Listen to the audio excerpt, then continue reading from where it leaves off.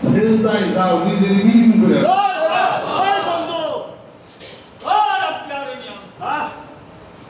কিন্তু নামাজ পড়ি, সূরা কাফের অর্থ যে নামাজে কি এটি না বুঝি।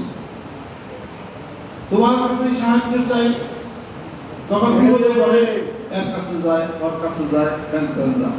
গভীর মহান মাফে আছে, মহান মাহবুদের উপরে কাছে তুমি চাও। আল্লাহ পাক বলেন, বান্দা চাইলে আমি খুশি, না চাইলে আমি রাগ হই। ওদের বান্দা তখন চাবে, আল্লাহ পাক তখন দিবে। এই চাওয়াটা আল্লাহর কাছে চাইতে হবে। আল্লাহ পাকের কাছে যদি 2 লক্ষ টাকা চান, আল্লাহ পাক দিবেন কিনা? অন্তর বিশ্বাস রাখেন, ভিতরে একদিন রাখেন, ঠিক আল্লাহ দিবেন। যদি মনে করেন যে চাইলাম তো এত কি দিবেন নেই, কিন্তু সেটা চাইতে পারলাম, আল্লাহ বলেন তোর মন মনে গণাস পাবি না। চাওয়ার পরে আপনার অন্তরের হৃদয়ের পাত্র প্রস্তুত হয়ে গেছে, আল্লাহ পাক ঠিকই দিবেন। কোন মানুষ চাইছে আল্লাহ পাককে ফেরেশতা দেয়া 1 লক্ষ টাকা যিনি সামনে করে ভাড়াই দিয়েছেন?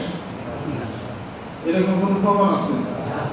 আল্লাহ পাক বলেন যে আমাকে ভয় করে চলো, আমি তোমার টাকা পয়সা যাহা কিছুর ব্যবস্থা এমন জায়গা থেকে এমন ভাবে করে দেবো, বান্দা তুমি কল্পনা করতে পারবে না। এই জায়গা থেকে আমার টাকা আসতে পারে, এই জায়গা থেকে আমার ধন সম্পদ দিতে পারে, এখান থেকে আমি এটা দিতে পারি। এর সব হচ্ছে কোরআনুল কারীমের মধ্যে আল্লাহ পাক ঘোষণা করেন, وَمَن يَتَّقِ اللَّهَ يَجْعَل لَّهُ مَخْرَجًا وَيَرْزُقْهُ مِنْ حَيْثُ لَا يَحْتَسِبُ। আমাকে ভয় করো, তোমার রিজিকের, তোমার টাকা পয়সার ব্যবস্থা এমন জায়গা থেকে করে দেব, মিন হাইসু লা ইয়াহতাসিব, তুমি তা কল্পনা করতে পারো না। সুবহানাল্লাহ। কিন্তু একটু সময় নিবে, চাইলেই পাওয়া যায় না, একটু চেষ্টা করা লাগে। চেষ্টা করা লাগে, চেষ্টা করতে করতে ঠিকই পেয়ে যাবো। আল্লাহ ইনসান ইল্লা মা সা, চেষ্টা করো, বান্দা পেয়ে যাবে। সুবহানাল্লাহ। এই মন সৃষ্টি করতে হবে, মন হৃদয় এটা সৃষ্টি করতে হবে, এবং সেই অনুপাতে অন্তরের সেই খুলুসিয়ত এটা আনতে হবে। যে আমি খালেস দিলে এই নামাজ পড়ি, খালেস দিলে নামাজ যদি কেউ পড়ে মানুষই দেখুক লম্বা সেজদা দেয়, দান যদি কেউ করে মানুষই দেখুক আমি কত দান করি। এগুলো হলো এক প্রকার শিরক, লোক দেখানো ইবাদত শিরক। সূরা কাহফের শেষের দিকে পাওয়া যাবে, লোক দেখানো ইবাদত হলো শিরক। فمن كان يرجو لقاء ربه فليعمل عملا صالحا ولا يشرك بعبادة ربه أحدا। আল্লাহ পাক বলেন, যদি কেউ আমার নিকট আসতে চাও নেক আমল করো, এবং এই পৃথিবীর বুকে কোনো মানুষের সাথে আমাকে শরীক করো না, তাহলে তুমি আমার কাছে আসতে পারবে না। এটা তো অর্থ এক সাইডে আসলেন, আল্লাহ নবী সাল্লাল্লাহু আলাইহি ওয়াসাল্লামকে জিজ্ঞাসা করলেন যে আমি তো মানুষকে অনেক দিই, দান করি, ভালো লাগে, এবং মানুষে আমার প্রশংসা করুক, আমার ভালো লাগে, আমি চাই যে মানুষ আমাকে বলুক, ভালো বলুক। আল্লাহ নবী সাল্লাল্লাহু আলাইহি ওয়াসাল্লাম চুপ থাকলেন, ওহীর অপেক্ষা করতেছেন। ওহী নাযিল হয়ে গেল কি ওয়ালা ইউশরিক বিইবাদাতি রাব্বিহি আহাদা। এই পৃথিবীর বুকে কোন মানুষ যদি আমার নিকট আসতে চায়, সে যেন আমল করে, ভালো ভালো আমলগুলি করে, আর এই পৃথিবীর বুকে কোন মানুষের সঙ্গে আমি আল্লাহ রাব্বুল আলামিনকে যেন শরীক না করি। ওটাও শিরক হয়ে গেল। এটা হলো শিরক, রূপ দেখালে বা ধর্ষিক। যেই ব্যক্তি নামাজ আদায় করেন, রোজা আদায় করেন, আমার তাসাদ্দাকা ইউআই ফাকাত আশরাকা, হাদিস শরীফের মধ্যে আসছে, যেই ব্যক্তি নামাজ পড়লো মানুষকে দেখানোর জন্য, যেই ব্যক্তি রোজা রাখলো মানুষকে দেখানোর জন্য, এবং যেই ব্যক্তি দান সদকা করলো মানুষকে দেখানোর জন্য, ওই ব্যক্তি তো শিরক করে গেল। লোক দেখানো ইবাদতের জন্য, যা লোক দেখানো ইবাদত বন্দেগী করবে, খুলুসিয়াত তাদের মধ্যে নাই, শিরকের পর্যায়ে পৌঁছে গেল। আল্লাহ রাব্বুল আলামিন বলে, ওই বান্দাকে হাসরের ময়দানে আমি তো মাফ করবই না, তাকে যুবুল হুজুর জাহান্নামের মধ্যে স্থান দান করব। আল্লাহ নবী সাল্লাল্লাহু আলাইহি ওয়াসাল্লাম বসা আছেন, সাহাবাগণ বসা আছেন। আল্লাহ নবী সাল্লাল্লাহু আলাইহি ওয়াসাল্লাম বলেন যে তোমরা যুবুল হুজুর থেকে মানাছো। সাহাবাগণ বলে, ইয়া রাসূলুল্লাহ, যুবুল হুজুর কি? যুবুল হুজুর হলো এই যে 8টা বেহেশত, 7টা হলো জাহান্নাম। এই জাহান্নাম, সবটা জাহান্নামের যে নালী এক জায়গায় যেখানে হয়েছে ওটা হলো যুবুল হুজুর। 7টা জাহান্নামের লাইনটা এক জায়গায় হয়েছে, ওটা হলো যুবুল হুজুর। তো সাহাবাগণ জিজ্ঞেস করলেন, ইয়া রাসূলুল্লাহ, যুবুল হুজুর কে যাবে? আল্লাহ পাক সংবাদ দিয়েছেন, হে রাসূল, আপনার কিছু উম্মতের ওই যুবুল হুজুর যাবে। আল্লাহ সাহাবারা কাঁদতেছিলেন। আল্লাহ নবী সাল্লাল্লাহু আলাইহি ওয়াসাল্লাম বললেন যে আল্লাহ পাক বলেন যে যুবুল হুজুর তারাই যাবে যারা নাকি রূপ দেখানো ইবাদত করবে। মানুষে বলো আমি 6 বার হজে গেছি, মানুষে বলো আমি হাসি, তাহলে সে খুশি হয়। হাসি না করলে বেজার হয়। এটা হলো লোক দেখানো ইবাদত। লোক দেখানো ইবাদত বাড়িতে নামাজ পড়ে একরকম, আর মসজিদে নামাজ পড়া আলাদা। মানুষের প্রচার হয়ে যাবে, এই দেখ আমি কাপড় দিতেছি, এটা করতেছি, ওটা করতে মিস করছি, কালবাস করি, হাতখান করছি, মানুষ আমার প্রশংসা করে, সামনে আমার ঘুরতে আমার উঠেছে, এত মানে এলাকা সম্ভব মনে হবে আমি সব লোক দেখানো ইবাদত করি। মানুষের জন্য যাহা কিছু করা হবে ও মানুষের দেখুক, মানুষের প্রশংসা করুক, সব লোক দেখানো ইবাদত। এত ইবাদত করি আমরা, যাই কোথায়? কথা ঠিক কিনা? একমাত্র হলো কি আল্লাহ এবং আল্লাহ রাসূলের জন্য আপনাকে করতে হবে, কোন মানুষের জন্য না, কোন কারোর জন্য না, আল্লাহ এবং আল্লাহ রাসূলের জন্য। এটা হলো খুলুসিয়াত। এই জন্য বলা হয়েছে ওয়া উমিরু ইল্লা লিয়াবুদুল্লাহ মুখলিসিনা লাহু দ্বীন। এইটা হলো পূর্ণ খুলুসিয়াত। হলো এইটা ডাইন হাতে দান করবা, বাম হাতে যেন না জানে। দানের ব্যাপারটা আল্লাহ নবী সাল্লাল্লাহু আলাইহি ওয়াসাল্লাম বসে চিন্তা করছে, সেটা হলো আলাদা ব্যাপার। এটা হলো সমষ্টিগত ব্যাপার। ও সারিফু খায়রাত, তোমরা নেকের কাজের মধ্যে প্রতিযোগিতা তোমরা করো, কিন্তু তুমি যে ব্যক্তিগত ভাবে যেটা করো, এটা যদি মানুষকে দেখানোর জন্য হয়, তাহলে রূপ দেখাতে বাধ্য। এটা থেকে সতর্ক অবশ্যই থাকতে হবে। তাহলে পরে খুলুসিয়াত এবং আপনার শিরক আর হলো হালাল রুজি। শিরক থেকে বর্জন, খুলুসিয়াত, হালাল রুজি আপনাকে খাইতে হবে। হালাল রুজির জন্য আপনাকে সকালবেলা যদি না খেয়ে থাকা লাগে, বিকালে রুটি খাওয়া যায়, আমরা খাই খাই, আল্লাহ খাওয়ার দরকার নাই। খাইতে খাইতে বহু মানুষ মরছে। খায়া মানুষের মরার সংখ্যা পৃথিবীতে অনেক বেশি, না খেয়ে মানুষ মরার সংখ্যা পৃথিবীতে খুব কম। না খেয়ে মানুষ মারা গেছে খুব কম। কম খাইলে বেশি বাঁচবেন, কথা ঠিক কিনা? বেশি খাইলে তাড়াতাড়ি মরবে। বেশি খান, প্রমাণ দিয়ে দিয়ে দিই। দুধে কত ভিটামিন, কোন কোন ভিটামিন? দুধে সকল প্রকার vitamin, vitamin A, vitamin E, vitamin D, vitamin C, সব ভিটামিন দুধে আছে। সকালে 1 কেজি, দুপুরে 1 কেজি, শোয়ার আগে 1 কেজি খাইছেন না? বেশি বেশি বেশি ভিটামিন খান, শরীর ঠিক হয়ে যাবে। খালি কি হবে? বাকি বাথরুমের তালা খুলে যেতে হবে, বেশি খাইতে পারবে। খাওয়ার একটা লিমিট, সকালে 3টা ডিম, দুপুরে 3টা ডিম, রাতে 3টা ডিম, পরে দিকে গরু গোস্ত খান না, হাসপাতালে যাইতে বেশি সময় লাগবে। কথা ঠিক করে বেশি খাইলে মানুষ তাড়াতাড়ি মরে, কম খাইলে, সীমিত খাইলে মানুষ বাঁচে বেশি দিন। আমাদের খেয়ে তো আবার আরো বেশি আমাদের দরকার নাই। যে ইবাদত যেটুকু হবে ওইটুকু যেন আল্লাহ কবুল করেন। আশার প্রবাসের মধ্যে সাদ বিন আবি ওয়াক্কাস রাদিয়াল্লাহু তাআলা জান্নাতের সুসংবাদ পেয়েছেন। তার ভাতিজা বলতেছে আমার চাচা জান্নাতের সুসংবাদ পাইলো তা আমি তো বইরে গেল। যাই দেখি আমার চাচা কি ইবাদত বন্দি করে। বাড়িতে গেছেন, যা চাচা আমি তোমার বাড়িতে মেহমান। মেহমান হক পালন করছি 1 রাত 2 রাত 3 রাত। তো চাচার কাছে যাবো শুয়েছি, শুয়ে পরীক্ষা করে চাচা কি ইবাদত বন্দি করে সারাদিন লাগবে। পরে সারা ধরে কিন্তু 22টা কিন্তু জায়গা রয়েছে পয়না ভাইরা 5টা জায়গা রয়েছে সব জুড়ে রয়েছে। চাচা সারা বই এরকম করতে না থাকে ঘুম পারে ই পাশর ও পাশর খালি একটু আল্লাহ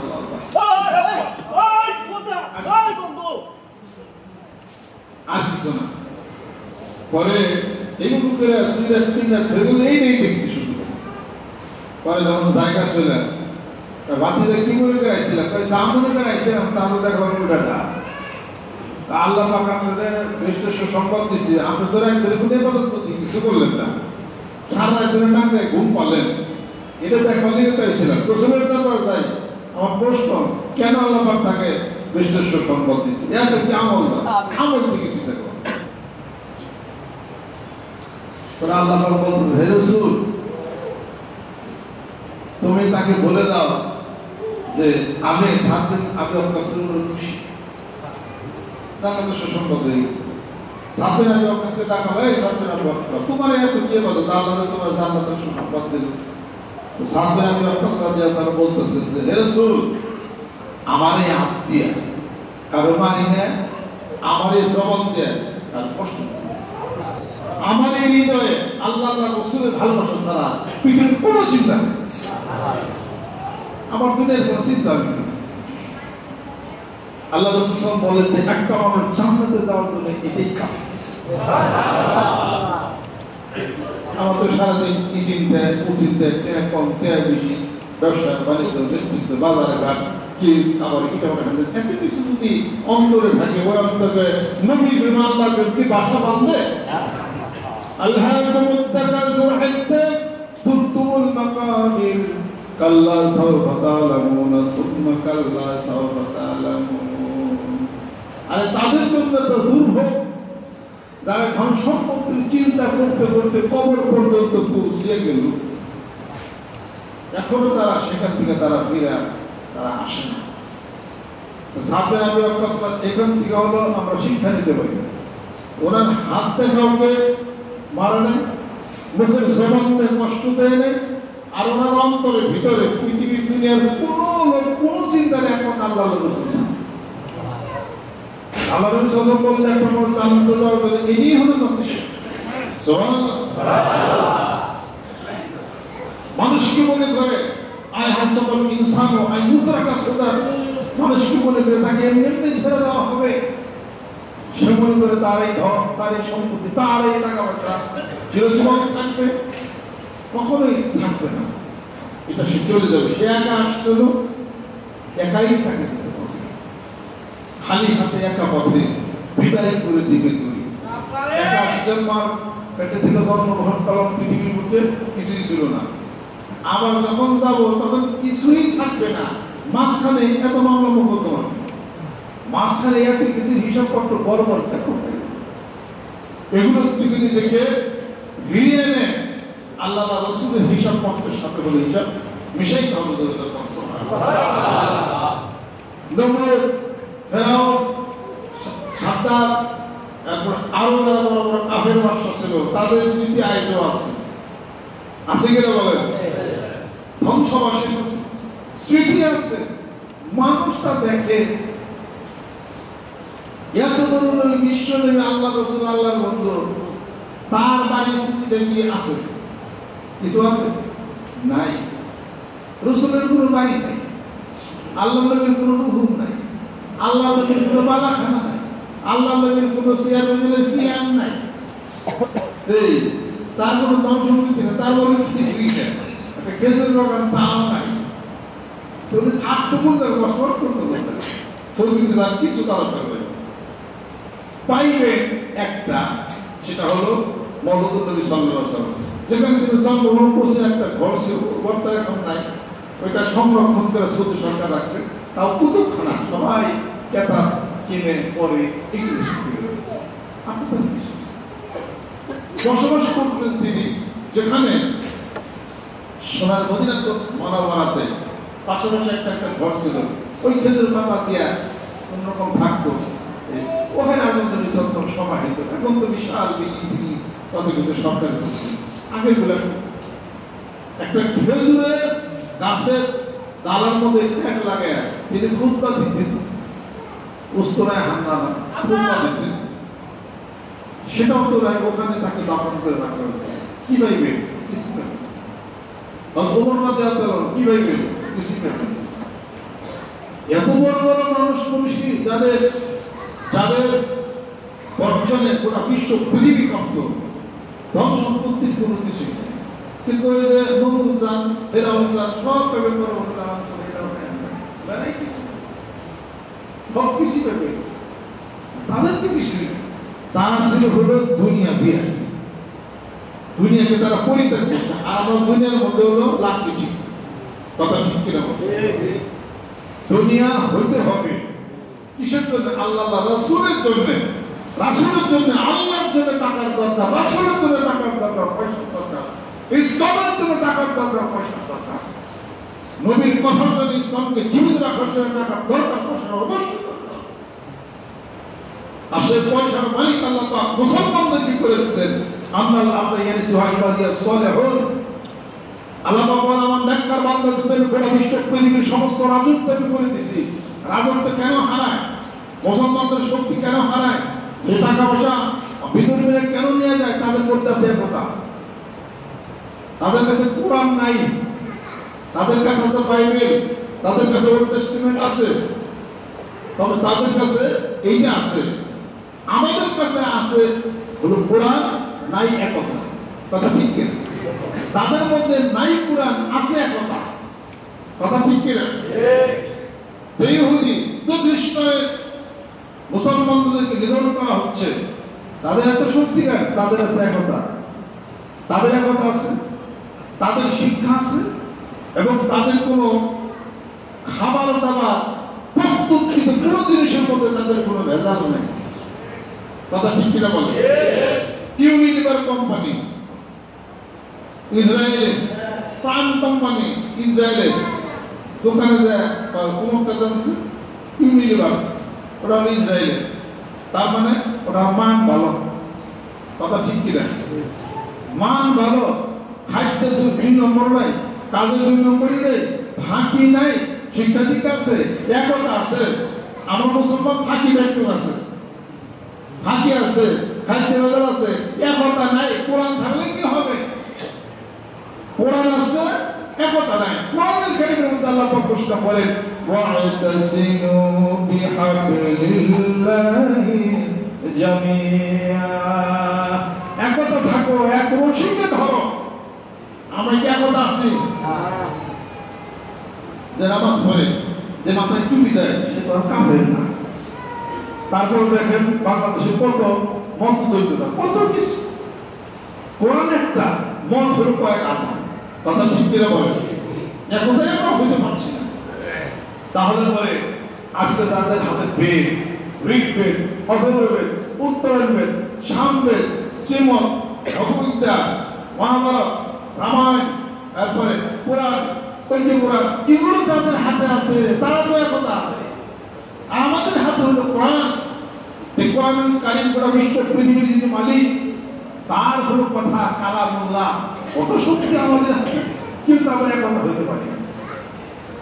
এই মালিক তো আমার একতা। আমরা কেউ দোষ করছি, লক্ষ লক্ষ মানুষ না আসে জিজ্ঞাসা করে, আমরা বলো খারাপ, আমরা বলো ভালো। দাবর দাবর শিখ, দাবর বেদা, দাবর বললাম আসলে বিভিন্ন জায়গা থেকে কত কিছু শোনা যায়। এক জায়গায় মাহফিলে গেছি, মানে মিশন নিয়ে, তারপর তো ঠিক নেই, তো বন্ধ কি বন্ধ কি করছে ঘটনা কি? তার সাথে 1-1.5 ঘন্টা বক্তব্য আলোচনা করার পরে তাদের মাইন্ড পরিষ্কার হয়েছে, পরে সে নিশ্চিত হচ্ছে। কিন্তু মুসলমানদের কামে যায়, মানে কেউ যদি একটু উপরে যায়, তারা 4 জন মিলে ফ্যান ধুইয়া নানামান পর্যন্ত তারা হল থামো। এই জন্য বাংলাদেশে হাঁটুতে খেলা হলে জাতি কথা ঠিক কেন হাঁটুতে খেলা জাতি খেলা এই জন্য হয়েছে ব্যক্তি মিলে এক রাত ধরে এটা হলো জাতীয় ভাষা। হাঁটুতে মানে জাতীয় ভাষা। আর বল দিয়ে বলবো না কত নাকি বল তো লাগতে কিন্তু ব্যক্তি মিলে এক করে চাইতে হবে দেখি হাঁটুতে খেলা একজন ঘুম দেয় ছয় ব্যক্তি মিলে ওই দিয়ে কাজেই যে যার কথায় মানুষ আসতে চান না মাথায় টুকি দেয় জিজ্ঞাসা করে কিছু না কিছু ভালো কি করে তাকে যেমনি করে হোক মানিকতা ফিরে যাবে মানিকতা হিসাবে আল্লাহ ফিরে ভালো